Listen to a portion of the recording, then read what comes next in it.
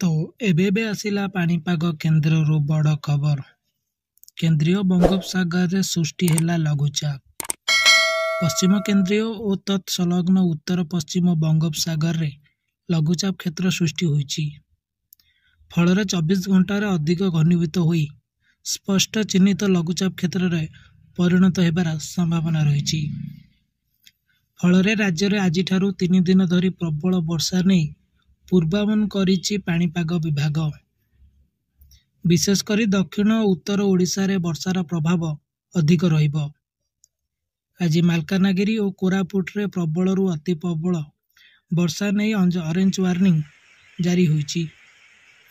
14 तारीख अर्थात आसंता काली कोरापुट मालकानगिरी रे अति प्रबल वर्षा नहीं ऑरेंज अलर्ट होइतिबा बेले गजपति रायगड़ा कलाहांडी और नवरंगपुर रे प्रबल वर्षा नहीं येलो वार्निंग जारी होईछि।